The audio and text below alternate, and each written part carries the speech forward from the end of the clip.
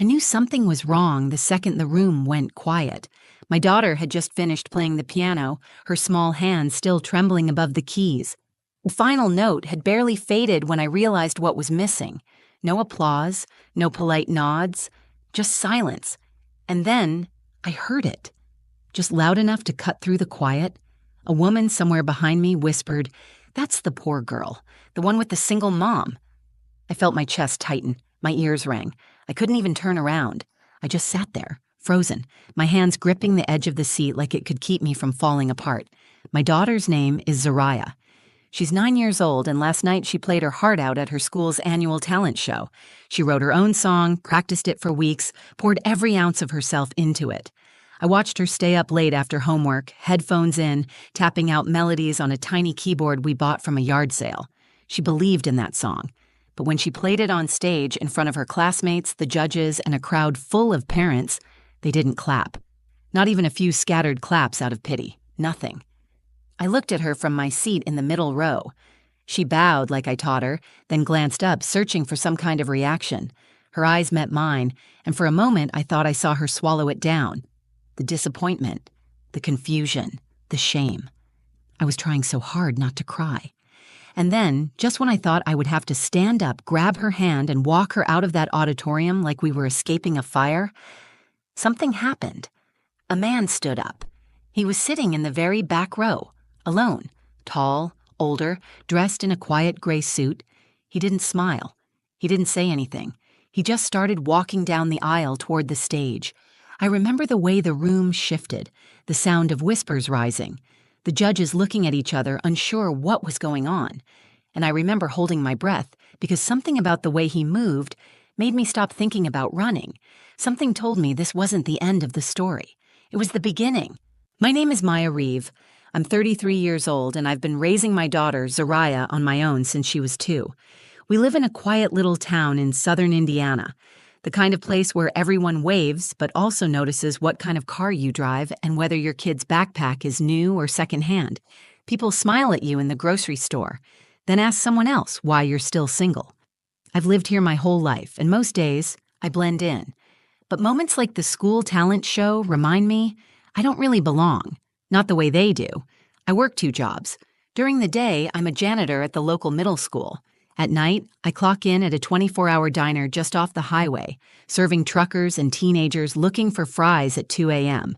It's not glamorous, but it's honest. It pays the bills. And most importantly, it lets me take care of Zariah. Zariah is everything to me.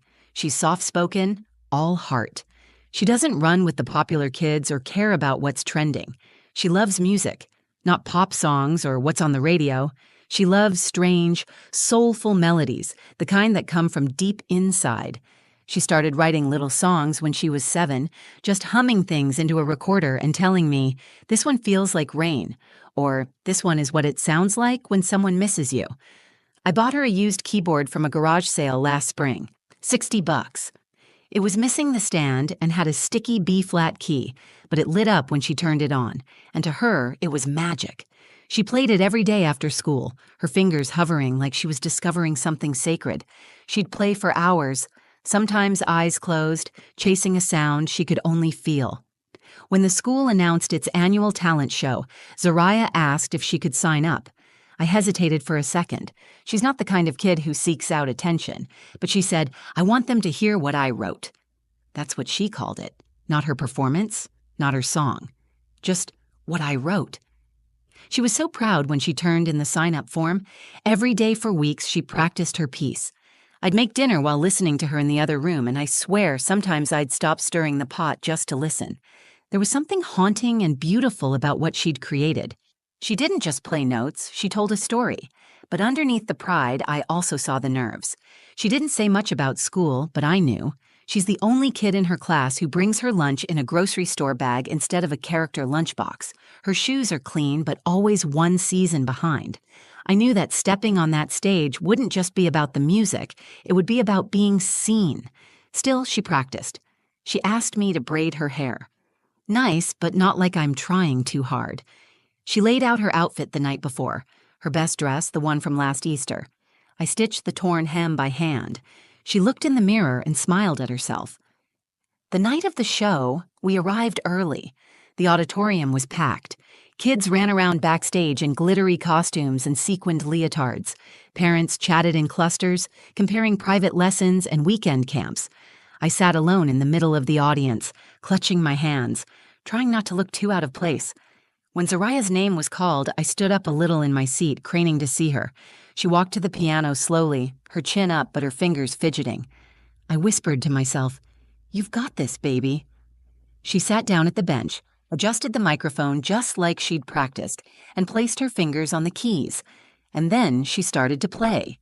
The moment Zariah started playing, the room began to change, but not in the way I'd hoped.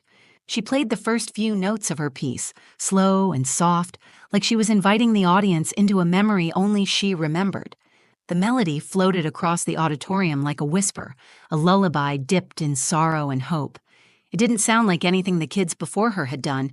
No karaoke, no flashy moves, no backing tracks. Just her, a piano, and a story told through her fingertips. I sat on the edge of my seat, heart pounding with pride, watching her close her eyes as the notes carried her away. But as I scanned the audience, I could feel something else. They weren't listening. A couple of parents near the back were whispering. 2 kids in the front row giggled. One of the judges, the one with the oversized blazer and clipboard, glanced down at his phone and started typing. The woman next to me pulled out a pack of gum like she was waiting for an elevator, and then I heard it, clear as a bell. "She's the poor girl, the one with the single mom." The words didn't hit my ears. They hit my spine. I turned slightly, trying to see who said it, but I didn't need to. I already knew the type. Someone who'd never had to explain to their kid why Santa only brought one gift. Someone who never had to choose between fixing the car and paying for field trip fees. I bit the inside of my cheek hard enough to taste metal. I wanted to stand up, to defend her, to scream, "She is more than whatever story you've made up about us." But I couldn't. My legs wouldn't move. My body was locked in place, my pulse pounding in my throat. Zariah kept playing. Her hands never faltered. She poured herself into every note like it mattered, like someone out there would understand. But they didn't. Not that night. She finished with a soft, unexpected chord that hung in the air, delicate and unresolved. Then silence. She bowed, just like we practiced, holding it for a second. Her head came up slowly, scanning the room. No claps, not even a few out of politeness. Someone coughed. A chair creaked. The judge in the middle cleared his throat and flipped to the next page in his folder. That was it. Zariah stood there for a moment too long, just long enough for me to see her face change. Her smile, once small and hopeful, faded into a tight, confused line. Her eyes dropped to the floor as she walked off the stage. I could feel her trying to hold it together from all the way across the room. My heart cracked open. I wanted to leap out of my chair, wrap her in my arms, and carry her away from this place, from these people who couldn't see what I saw. I wanted to tell her that they were wrong, that her music mattered, that she mattered. But I couldn't move. I just sat there, numb, blinking back tears. Because if I cried, I was afraid I'd never stop. I looked around again, at the moms with their makeup and expensive handbags, at the dads filming with their smartphones and barely watching, at the judges, already preparing for the next act. No one cared, and that's when I felt it. A shift, small, subtle. From the very back row, a man stood up. He didn't look like the rest of them. His suit was simple. He wasn't holding a phone. He wasn't clapping or reacting like everyone else. He was just standing there, still as stone, watching the stage. And then he started walking toward the front. People turned. Someone whispered, "Who is that?" The judges looked at one another, puzzled. The next act was supposed to be a group dance routine. No one was scheduled to speak. I sat up straighter, instinctively placing a hand over my chest. I didn't know who he was or what he was doing, but something told me this man was here for her. At first, no one stopped him. The man in the gray suit kept walking slowly down the aisle, hands tucked behind his back, steady like he was used to being watched. He didn't seem in a hurry. He didn't hesitate. But with every step, the room grew quieter. Even the parents who had been whispering fell silent one by one. The judges looked confused. One of them half rose from her chair as if to intercept him, but then sat back down, unsure. The kids backstage peeked around the curtain, wide-eyed. I kept my eyes on Zariah. She was standing at the edge of the stage now, off to the side, half in the shadows, clutching her music folder to her chest. She wasn't crying, but she wasn't okay either. Her mouth was tight, and her shoulders were curled inward like she was trying to fold herself into a smaller shape. The man reached the front of the room and turned to face the judges. "Excuse me," he said, his voice calm but firm. "Would it be all right if I borrowed the microphone for a moment?" That was all he said. Nothing dramatic, no big speech, just a simple, respectful request. The room was frozen. One of the judges, a young man in a maroon blazer, glanced at the others, then gave a barely perceptible nod. A student volunteer handed the man the mic without saying a word. He walked slowly to center stage, turned to face the crowd, and lifted the microphone. "My name is Dr. Elias Monroe," he said, "and I wasn't supposed to be here tonight. My flight home got canceled, so I came to watch my granddaughter perform. But then I heard something that stopped me cold." He paused. The room leaned in. "I've spent my life teaching piano at Juilliard. I've trained concert pianists, film composers, symphony soloists, and in all those years, very few pieces have grabbed me the way that little girl's music did just now." The silence shifted. It was no longer awkward or empty. It was reverent. He glanced toward the side of the stage, eyes kind. "Zariah," he said, "may I ask, did you write that piece yourself?" She nodded slowly, unsure whether to smile or run. He turned back to the audience. "Ladies and gentlemen, that was an original composition. That was a voice. That was art." A few gasps. One parent near me actually whispered, "Juilliard," like it was a word she'd only ever seen in movies. Dr. Monroe continued, "I'd like to ask a favor. With your permission, Zariah, would you be willing to play your piece again? This time, may I accompany you?" I felt my breath catch. Zariah looked over at me, just a flick of her eyes. I gave her the smallest nod I could manage without breaking into tears. She walked slowly back onto the stage, her footsteps barely making a sound. Dr. Monroe stepped aside and let her sit first. Then he sat beside her, not taking over the bench, just sharing it. His hands hovered above the keys, waiting for her lead. And then she began to play. This time, the notes didn't sound small. With Dr. Monroe's quiet chords layered beneath hers, it was like her melody found a voice that had been waiting to echo it. He didn't overpower her. He followed her, supported her, lifted her music like a second set of wings. You could feel the shift in the room. The laughter stopped. The parents leaned forward. The judges put down their pens. No one looked away. When they reached the final note, there was a beat of perfect stillness. And then the entire auditorium stood. Applause erupted like a wave. Shouts, whistles, hands clapping raw. People who hadn't noticed her before were now on their feet, clapping like she'd just won a national award. Phones were out, recording. I saw one judge wipe her eyes. I stood too, clapping so hard it hurt. "And Zariah?" She turned to Dr. Monroe and gave him the smallest, most sincere smile I've ever seen. In that moment, she wasn't the poor girl anymore. She was a musician. She was seen. And I knew everything had just changed. When the applause finally began to fade, Zariah just sat there, still at the piano, her hands resting gently in her lap.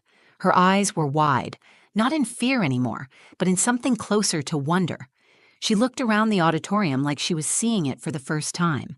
Dr. Monroe leaned toward her and said something we couldn't hear. She nodded once, then slowly stood, bowing again. But this time, the gesture wasn't timid. It was proud, intentional. She looked up with her chin high, and the room gave her everything it hadn't the first time. As they walked off stage together, people turned to each other asking who she was. Parents who had ignored us in the school pickup line were now craning their necks to get a better look at her. Kids whispered in awe. Even one of the judges followed her backstage with a clipboard, smiling like they'd just discovered a hidden treasure. I stood in the crowd, still clapping, heart pounding, eyes full. I didn't care what anyone thought of me in that moment. All I saw was my daughter being seen, not for what we didn't have, but for who she was. When she came down from the stage, she ran straight into my arms. "I did it," she whispered into my chest. I couldn't speak. I just held her tighter. Dr. Monroe came over a moment later, smiling. He held out his hand to me, but before I could shake it, he said, "Your daughter has an extraordinary gift, one I don't see often. That was more than just talent. That was truth. I finally found my voice. Thank you. Thank you for seeing her, for giving her that moment. He nodded. It wasn't mine to give. She created it. All I did was make sure no one missed it. Then he reached into his coat pocket and handed me a card. It was embossed with his name and a New York address. If you're open to it, he said, I'd like to connect her with someone at a youth arts foundation I work with. They offer weekend intensives and private mentorship for gifted young composers. She won't have to audition. I already heard what I needed to. I was stunned. I looked down at the card, then back at him. She's never taken a formal lesson, I said. I mean, we can't really afford much right now. He smiled. That won't be a problem. This is about access. She deserves to be nurtured, not just noticed. Zariah looked up at me, unsure, like she was asking permission just with her eyes. I nodded, trying not to cry. Say thank you, baby. Thank you, she said, her voice small but steady. Dr. Monroe tipped his head, turned, and walked back toward the crowd. That night, after we got home, Zariah didn't want to take off her dress. She sat on the living room floor, keyboard in her lap, humming something new. I brought us bowls of cereal because I couldn't muster the energy to cook, and we ate cross-legged on a blanket like a picnic under the ceiling fan. She played a few bars of her new song and looked up at me. Do you think I can really go? She asked. To the place the music man said? I reached over, tucked a curl behind her ear, and said, You already did. It's been 5 months since the night my daughter changed everything by doing nothing more than being exactly who she is. We're still living in the same small house. I still work both of my jobs. I still bring home leftovers from the diner when I can, and sometimes Zariah still wears secondhand shoes. But things feel different now, not because we have more money or more things, but because, for the first time, my daughter sees herself differently. Since that night, she's been attending weekend mentorship sessions at a music conservatory an hour outside of town. Every Saturday, we wake up before sunrise. I pack a thermos of hot cocoa, and we make the drive together. Just her and me, music playing low in the car, her face pressed to the window watching the cornfields roll by. She's not the same girl who stepped onto that stage, terrified no one would listen. Now she talks about dynamics, layering, the emotion behind a minor chord. Her teachers say she's composing pieces with depth they usually don't see in students twice her age. She still plays that first piece sometimes, the one no one clapped for. But now she plays it differently, more confident, more certain, not louder, just fuller, like she owns every note. And she does. Something changed in me, too. For years, I believed we had to keep our heads down, stay quiet, stay grateful, not ask for more than we were given. I thought if I could just protect her from judgment, from failure, from being othered, that would be enough. But I was wrong. What she needed wasn't protection. It was permission. To be heard, to take up space, to believe in the sound of her own voice even if the room stayed silent. I almost let that moment slip past us. I almost let her walk away from the stage believing that silence meant she wasn't enough. But one stranger, one person who chose to pay attention, made sure that didn't happen. And that's the part I keep thinking about. It wasn't a miracle. It wasn't luck. It was a decision. Dr. Monroe didn't just hear her music. He recognized it. And then he acted, quietly, powerfully, not to rescue her, but to amplify her. Sometimes that's all it takes, one person willing to listen deeply, to step forward when everyone else stays seated, to remind a child you are not invisible. And sometimes all it takes to keep going is to know that someone out there sees your light, even if only for a moment. That night didn't change our lives overnight, but it did give my daughter something I could never have wrapped in a box or written into a bedtime story. It gave her the belief that she is worthy of being seen. And it gave me something too. It reminded me that our story doesn't end with other people's silence. That when no one claps, it doesn't mean you stop playing. You keep going. Because one day, someone might hear you, and that person might be the reason everything changes. So now, every time I watch Zariah place her fingers on the keys, I don't worry about who's watching. I know she's not playing to impress anymore. She's playing to tell the truth, and that's the kind of music the world needs more of. If this story meant something to you, if it made you feel, reflect, or remember your own moment of being overlooked or finally seen, like the video, share it with someone who needs to be reminded that quiet voices still matter. Comment below and tell me your story. Tell me about the person who stood up for you or the moment you found your own voice. I read every word, and if you want more stories that speak to the heart, that make you pause and really feel something, subscribe to the channel. We've got more to share. Thanks for watching. Thanks for caring. And most of all, thanks for listening.